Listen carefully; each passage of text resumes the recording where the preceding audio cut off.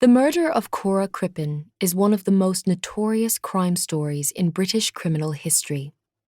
It captured the imagination of the world as the first ever arrest made thanks to the recent invention of wireless telegraphy. However, even today, opinion is divided about the guilt of her husband, Dr. Hawley Harvey Crippen.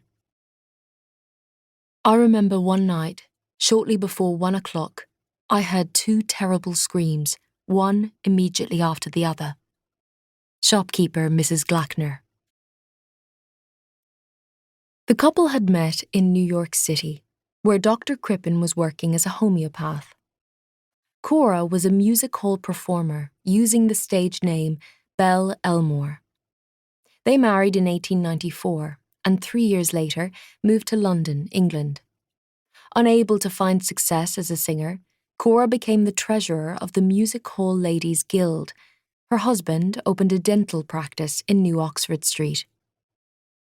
The marriage was disastrous, with both Cora and Crippen having affairs. Crippen's mistress from around 1907 was Ethel Leneve, whom he had hired as a typist.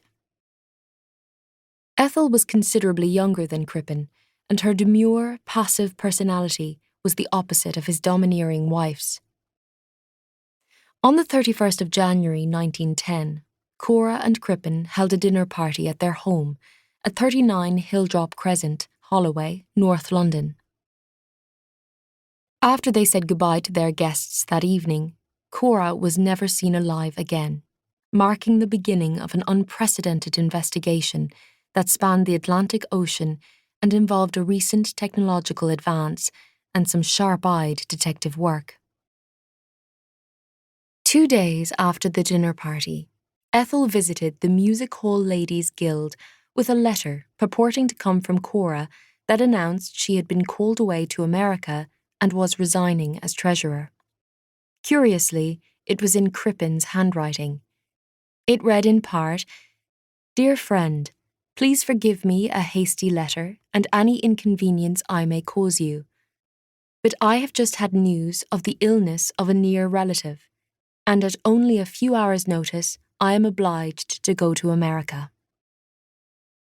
In April, Crippen wrote a letter to Cora's stepsister, informing her that Cora had travelled to New York and passed away. It included these lines of explanation. "Unfortunately, on the way out, my poor Cora caught a severe cold, and not having, while travelling, a chance to take care of herself, it settled on her lungs, later developing to pleuropneumonia. She wished not to frighten me, so kept writing to me not to worry about her, and that it was only a slight matter. I next heard by cable that she was dangerously ill." That month, Crippen wrote another letter, this time to his son, Hawley Crippen, from an earlier marriage. He claimed that Cora had died in San Francisco, where she had travelled to settle some business relating to an estate.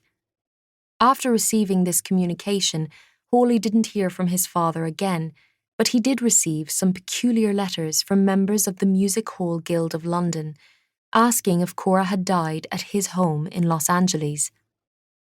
Crippen was clearly telling different people different things concerning Cora's disappearance, but they all had the same outcome, that Cora was dead.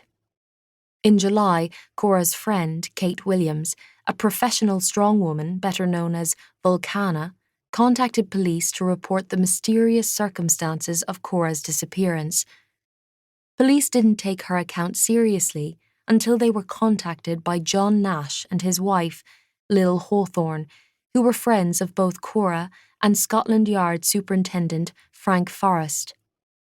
Detective Chief Inspector Walter Dew, famous for his work on the hunt for Jack the Ripper, was assigned the case.